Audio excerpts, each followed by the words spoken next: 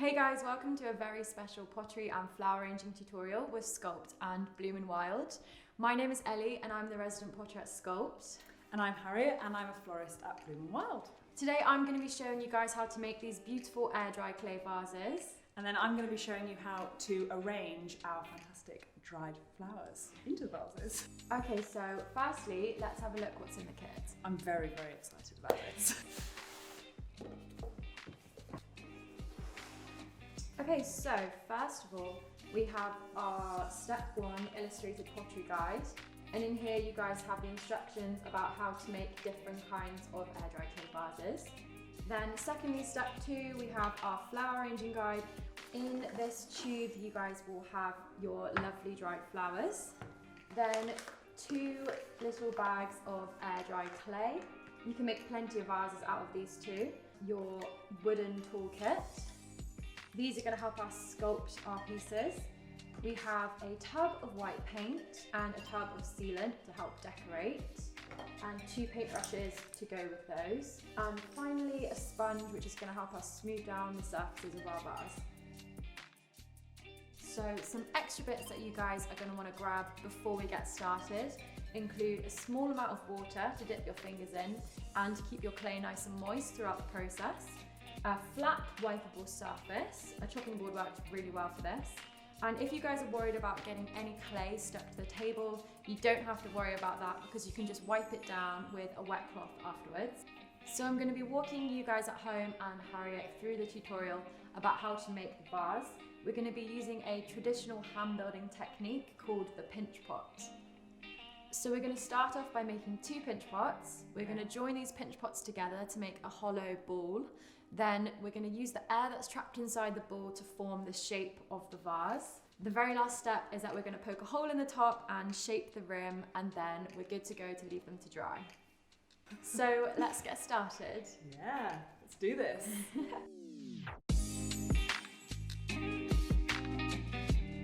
So today me and Harriet are going to just use 1 bag of clay. This will be enough to make 2 small vases. Perfect size for flowers from your pack. Exactly, so I'm just going to roughly split this in half so that we each have a nice amount to work with. It's up to you guys how big you want your vases to be, so you can try work with the whole bag if you fancy, or you can split it up into smaller amounts. What we want to do is just roughly split our lump of clay into 2 halves. Okay, so the first step, which we're going to repeat with both of the lumps of clay, is that we want to turn them into nice smooth balls. So the way that you guys can do this is either roll it in your hands, or you can transfer the clay between your hands, or you can also roll it on your table if you've got a nice smooth surface. And then to turn this into a small pinch pot, so it's going to look like a succulent pot kind of shape, Okay. you first of all want to just press our thumb into the middle. So you want to make sure you're not going at a diagonal, you're just pressing your thumb straight in. Okay. And you want to make sure here that we're not going too deep, so we don't want to Come out the other end. Yeah, exactly. Don't want to risk breaking through. And then because it's called a pinch pot, we're going to pinch the walls between our thumb and our forefinger, just really gently like this. Yeah, perfect. And then rotate the ball. Okay. Yeah, we want to make sure that we're not pinching the walls any thinner than about 1 centimetre thick. And this is so that when we add the 2 pots together, the whole vase is as strong as it can possibly be. We're not worried about the surface at the moment if we've got any lumps or bumps, because we're going to go back afterwards and smooth those all out. Okay. So at the moment we're just concentrating on getting a nice succulent style pot shape. Okay. So mine's looking at like this at the moment. Cool. Then once we're finished with our first pinch pots, you can just set that one aside. Okay. And we're going to grab the second lump of clay. The aim with the second lump is that we want to turn it into a pinch pot that is as similar in size to the first one as we can possibly get it.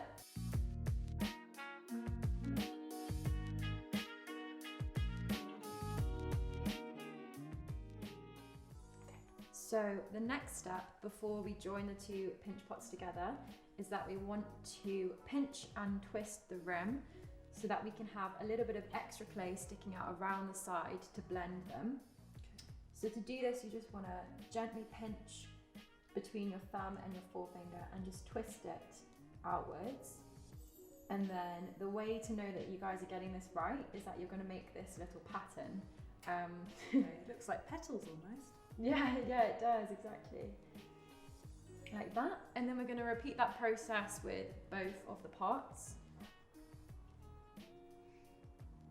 So now once you've done that to both of the rims, you guys can start to line up the two pots.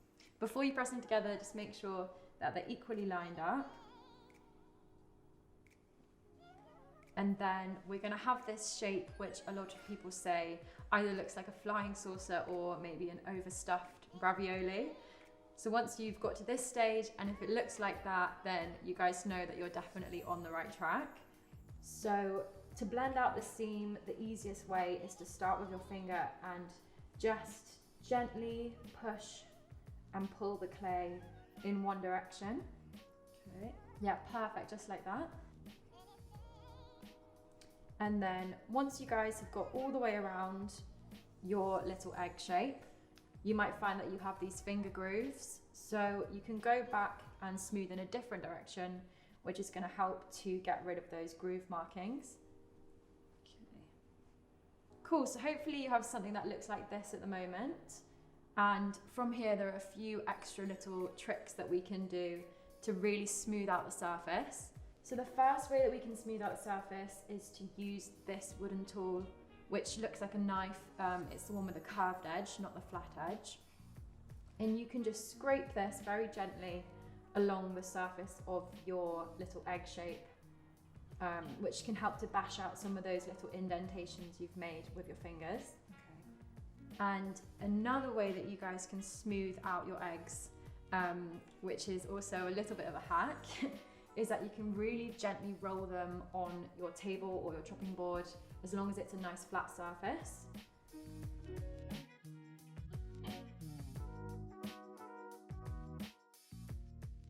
Okay, so you guys should have something that's looking a little bit like this at the moment. So it's an egg, but one end is flatter because that's going to be our base.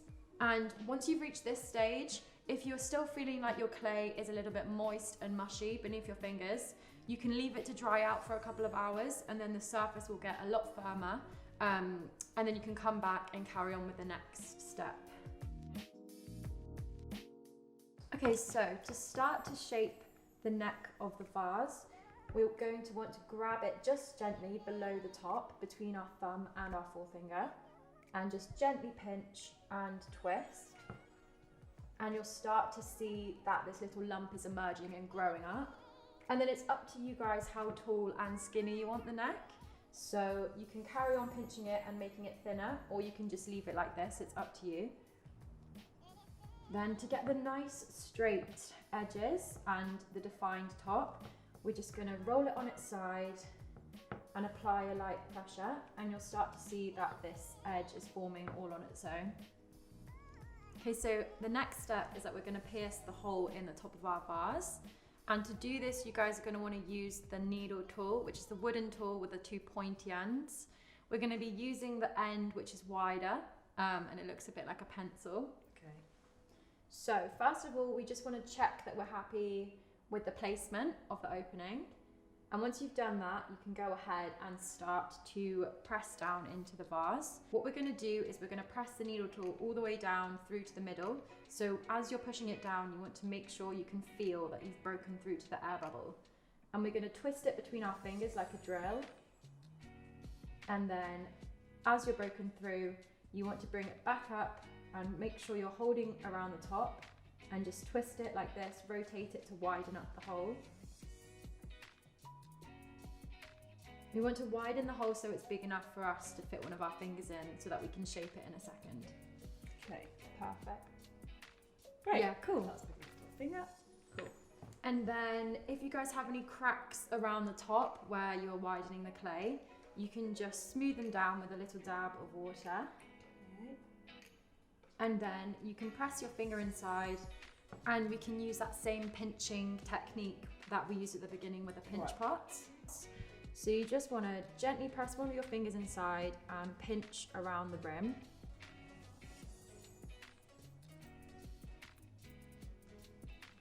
If you think that the neck of your vase is too tall, you can always use the ribbon tool again and just trim it down to a height that you're happy with.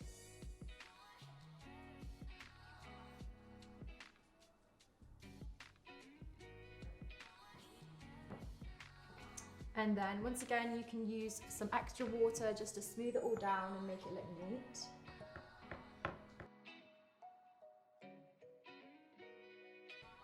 Cool, so once you guys have got to this stage and you're happy with the shape, it's then just a matter of smoothing it all down with some water on either the sponge, or you can also use the paintbrush if you want to be a little bit more precise.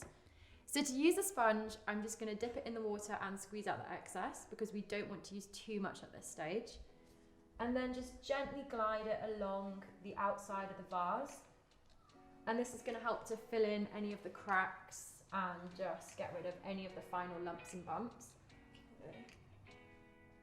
And how long do the vases normally take to dry? So the vases will take between about 2 to 3 days to dry.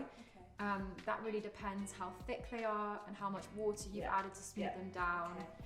You just want to look out for a change in colour. So they're going to go from this grey colour to a slightly lighter shade. It'll be almost white.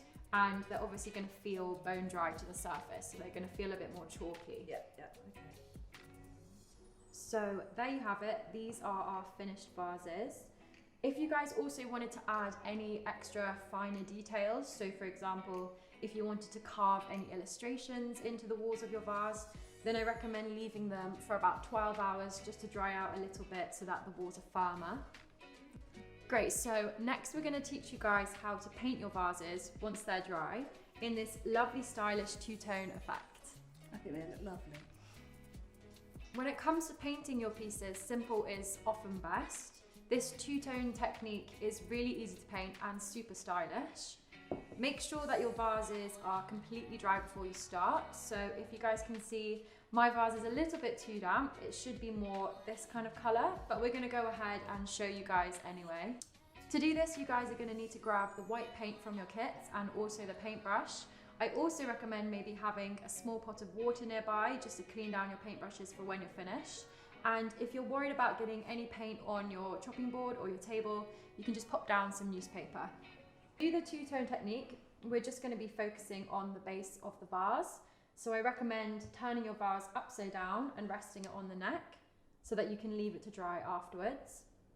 We're going to start by just painting the base and then also the sides of the vase. It doesn't matter if you can see through the paint at this point because you can go ahead and paint a second layer on top once the first is dry.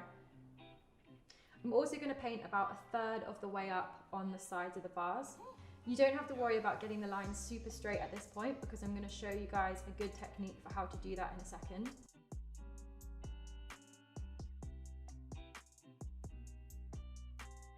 The best way of getting the perfect straight line around the middle of your vase is to get enough paint on your paintbrush and to hold your paintbrush in a position where you can keep it still and rotate the vase. And voila! And once you're happy with your first coat, you can leave your piece to dry upside down so that none of the paint transfers onto your surface.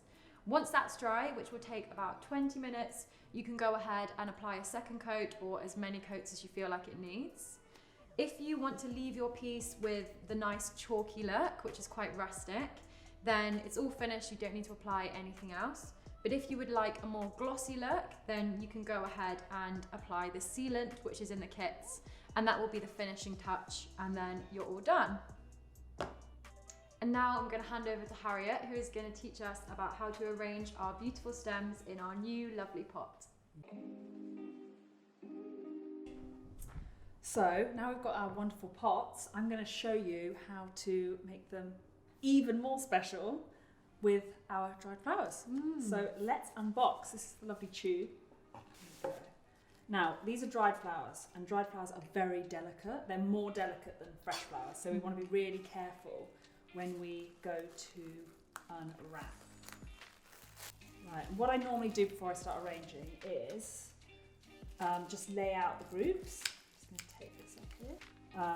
because flower arranging is all about basically creating lots of texture and interest with different flower stems.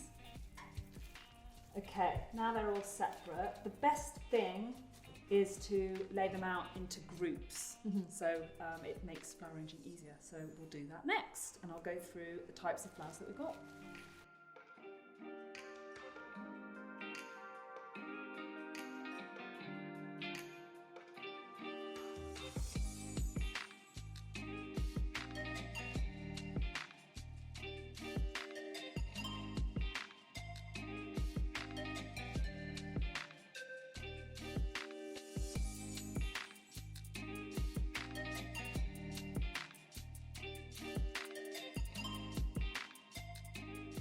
So we've laid all of the flowers out in groups, haven't we? And if you refer to your flower arranging guide, you've got all of the names of all of your flowers there.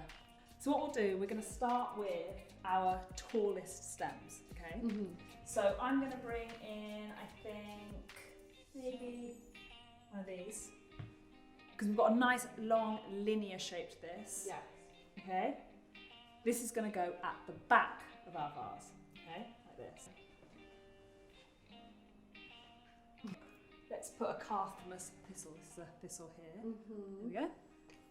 Okay, and any leaves that are going to be below the neck of your vase, you will just want to take off. So you're fine. That's a clean stem. So I'm just gonna, you just break them off like this.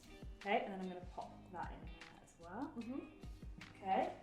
Then maybe it's just about being playful. So it's about shapes and textures and combining the two. So I'm gonna go for maybe some lemonium. And also, we've got scissors here, so don't be afraid to sort of trim them down. Yeah. If you want them a little bit shorter. Okay. Pop that in there. So you've got your medium stems in the middle, your high stems at the back.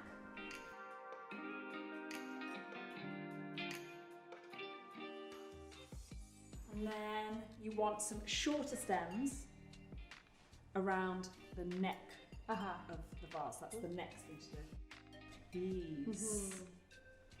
So I'm going to cut this one down, I think, actually. Okay.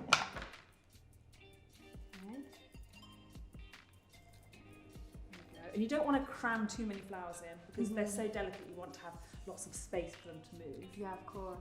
And then it's just keep adding until you're happy, really. I really love this Cruspedia. It's really bright and fun. I'm just going to pop this, I like the shape on that. Yeah. I'm going to just pop this gently, sort of near the back. Ooh, there we go. Found its own place in that arrangement. So yeah, and just don't be afraid, just do your own thing and yeah, go with the flow and enjoy.